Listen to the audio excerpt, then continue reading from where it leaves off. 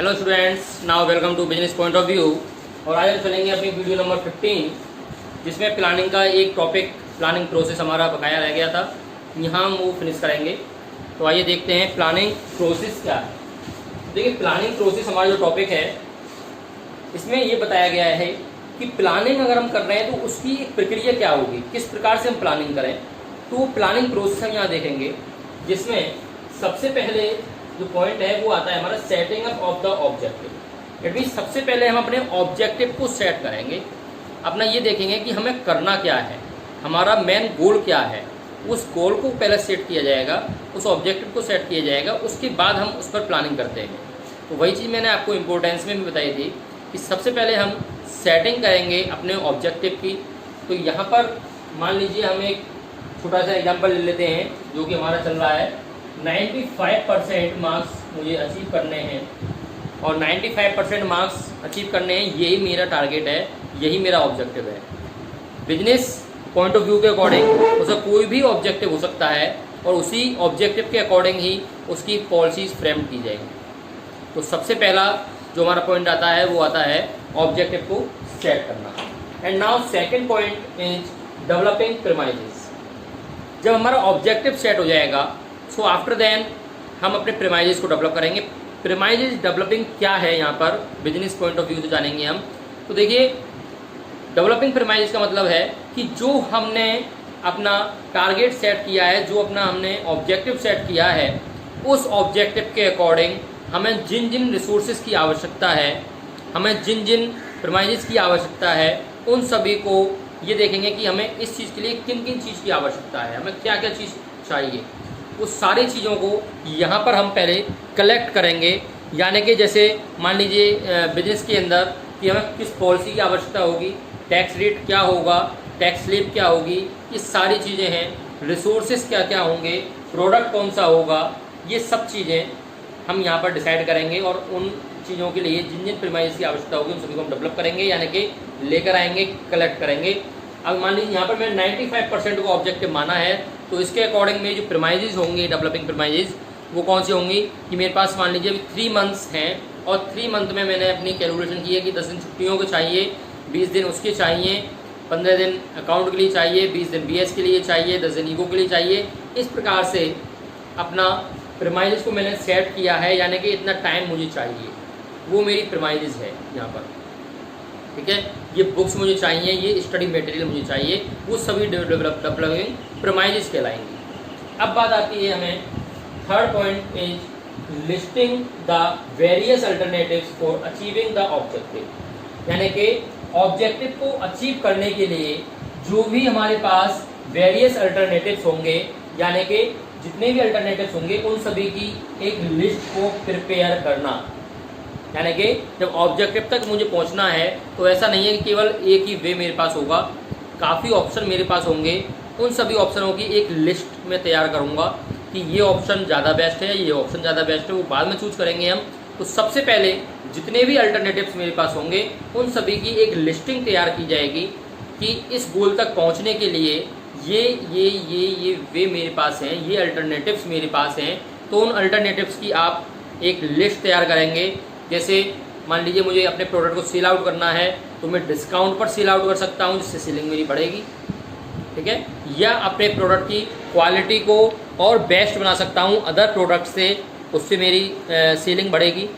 या अपने एक्सपेंडिचर जो एडवर्टाइजमेंट पर हैं उनको रिड्यूस कर सकता हूँ थोड़े से, और एडवर्टाइज को एक वाइड स्कोप पर करा सकता हूँ, जिससे कि ज़्यादा से ज़्यादा सेलिंग बढ़ेगी। तो ये सारे आइडियाज़ हैं, ऐसे ही अल्टरनेटिव्स हो सकते हैं।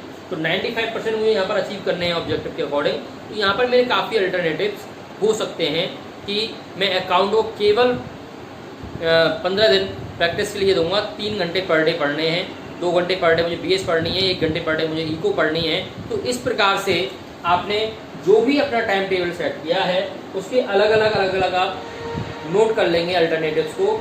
या दूसरा अल्टरनेटिव, अकाउंट को मैं केवल डेज वाइज पढ़ूंगा, 3 दिन अकाउंट पढ़ूंगा, 2 दिन ईको पढ़ूंगा, 1 दिन BS पढ़ूंगा, इस प्रकार से आप कर लें।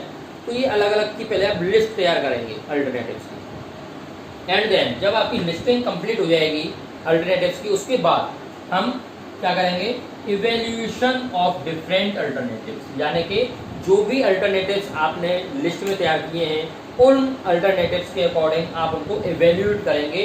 फिर आप ये देखेंगे वन बाई वन कि किस अल्टरनेटिव में हमें क्या चीज़ की डिमांड है, क्या क्या चीज़ चाहिए और ये कितने टाइम में पूरा हो जाएगा और इससे क्या रिजल्ट निकल के आएगा, ये हम एजप्शंस करेंगे। प्रत्येक एक एक अल्टरनेटिव को उठाएंगे और उस पर पूरा डिस्कस किया जाएगा कि अगर इस अल्टरनेटिव को हम एडप्ट करते हैं तो इसके अकॉर्डिंग हमें क्या होगा, इस अल्टरनेटिव को हम अगर एडप्ट करते हैं तो इसके अकॉर्डिंग क्या होगा। ये सारी चीज़ें यानी कि आप इवेल्यूएट करेंगे सभी अल्टरनेटिव्स को one by one. And then जब आप सारे अल्टरनेटिव्स को एक बार एडप्ट कर चुके होंगे, एवेल्यूएट कर चुके होंगे, तो एवेल्यूएशन के बाद आपका निकल के आएगा कि जो बेस्ट अल्टरनेटिव है उसको आप सिलेक्ट करेंगे, selecting an alternative. Next process में क्या आएगा, फिर हम सिलेक्टिंग एन अल्टरनेटिव, यानी कि जो बेस्ट अल्टरनेट होगा उसको हम सिलेक्ट करेंगे कि यस ये अल्टरनेटिव बेस्ट है और इसके अकॉर्डिंग हम काम करेंगे। तो यहाँ पर हम अल्टरनेटिव को सिलेक्ट कर लेंगे।